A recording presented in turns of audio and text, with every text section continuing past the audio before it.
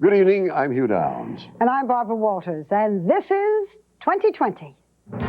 From ABC News, around the world and into your home, the stories that touch your life. With Hugh Downs and Barbara Walters, this is 2020. Tonight, a medical mystery. Have a look at my face. Cambodian refugees, blind from witnessing the horrors of Pol Pot's Khmer Rouge. My eyes begin to get blurry little bit by little bit, and then I can see almost nothing. Grotesque sights overwhelmed their minds and triggered psychological reactions. I don't want to see anymore. I don't want to see them kill each other. Tonight, the memories that blind them, treatment that could help them. John Stossel reports, See No Evil. You certainly wouldn't pour formaldehyde in a milk jug, rinse it out, pour milk in it, and feed that to your baby, would you? No, but that's what some truckers do. Many haul garbage and chemicals on one trip, then carry food on the next. Home video shows it. Whistleblowers talk about it. In my opinion, I think everybody does it. Often without cleaning and with no questions asked. Stone Phillips investigates garbage in the food chain. Plus a magic moment for this little girl. Born without a hand, she rejected a hook. Then this device There we go. changed her world. All right. A miracle for her and for others like her. Bob Brown, with the inventor who brought it to life. Two good hands. Those stories tonight, January 5th, 1990. Tonight, and let's hope, Hugh, that this isn't a harbinger of the 1990s, garbage in the food chain. Now, how careful are you with the food you eat? Do you eat from dishes that are barely rinsed? Can you imagine the same trucks that haul our food also hauling garbage and toxic substances? That can't happen? Well, it can, and it does. And among other things, it raises the question, if garbage and toxins are in the food chain, what's coming out on our dinner plates? Well, Stone Phillips has been investigating this. He's talked with food inspectors and whistleblowers, and he has evidence that should make us think because it could make us sick. Garbage. Moist and sticky. Maggot-infested, smelly garbage. Just imagine the nutritious fruit you serve to your kids. The meat, potatoes, and vegetables you serve for dinner. Being hauled in the same trucks that carry garbage. It's appalling, but it actually happens. It's called garbage backhauling. Landfills in New York, New Jersey, and Pennsylvania are filling up, and garbage is being shipped to southern and midwestern states, but not always in garbage trucks. Okay, here we are at the Centerpoint landfill. This videotape was made by a group of citizens who live in Centerpoint, Indiana. The community was outraged over the number of trucks that haul food products showing up here to dump garbage. This refrigerator truck usually hauls fresh produce, and it's filled with trash. If you look closely, you'll see maggots crawling along the walls of the trailer. The truck is supposed to be cleaned before it takes off with meat or vegetables on its next trip, but there's no guarantee it will be clean enough. Like I always say, the smell is something that you just cannot hardly believe. Incredibly, there are no federal laws that clearly make this kind of backhauling illegal. And just as Congress was beginning to investigate garbage backhauling last summer, 2,500 miles away in Washington State, Clara Stior, food safety inspector for the state's Department of Agriculture, got a call from a group of truckers about another form of backhauling, posing an even greater potential health threat: chemical backhauling. I've gotten rumors of such thing, but I've never had any evidence that we could act on. So I'm very grateful that the Pomeranskis came forward. Here, you want to look at one of our papers? Jim and Ricky Pomeranke are truckers living in Yakima, Washington. Last year, they were working for this trucking firm, Premium Transport, owned by James Ketchum. They were hired to haul liquid food products like orange juice concentrate and apple juice cross-country in these tanker trucks. But it wasn't long before they were ordered to backhaul all kinds of toxic chemicals in the same tankers.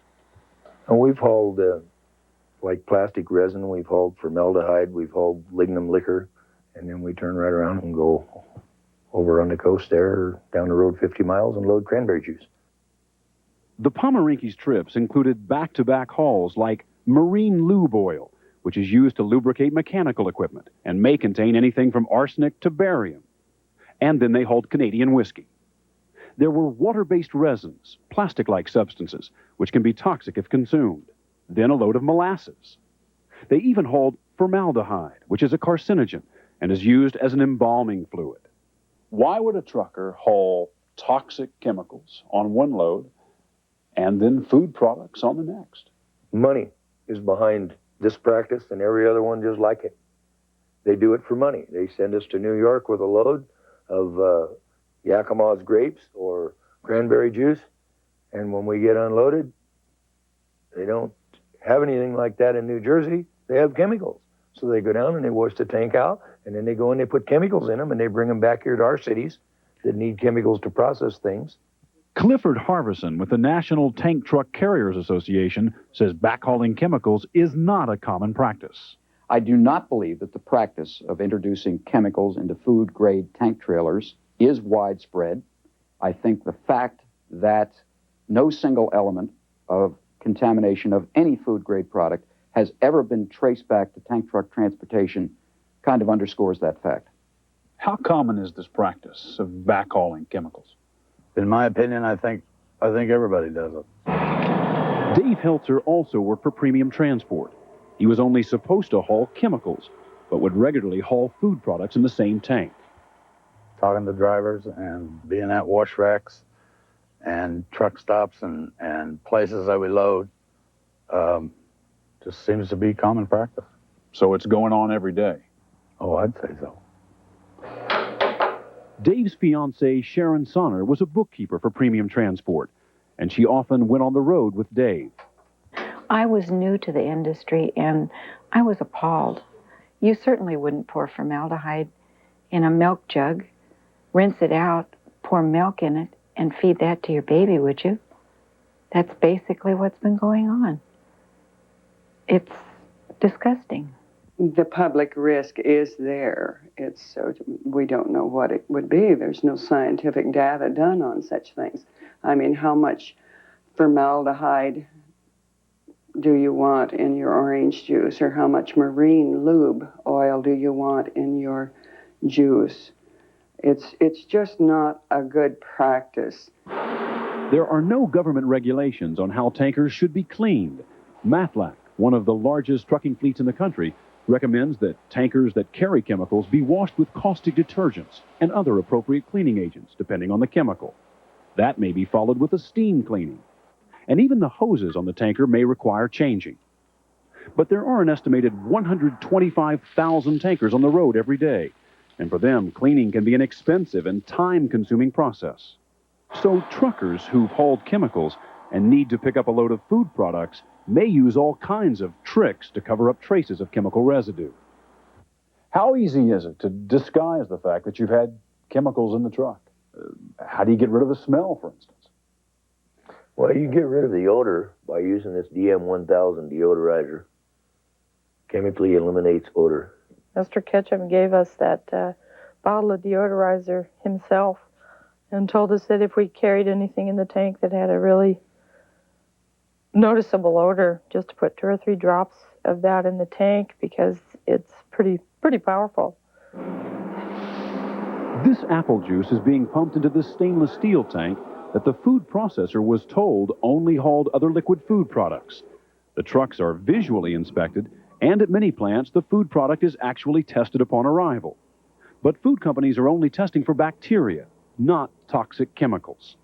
When you were asked what you'd been hauling when you pulled into a food company to haul juice, what would you say? The standard answer was apple juice. That's what we told them. And you were instructed to say that? Yes. There's nobody here at the truckers repeatedly complained to James Ketchum, owner of Premium Transport, about backhauling chemicals, and they say he ignored them. 2020 attempted to reach Ketchum by phone and mail and got no response. So while we were in Yakima, we stopped by his offices to give him an opportunity to respond to the truckers' claims. Mr. Ketchum? Yeah?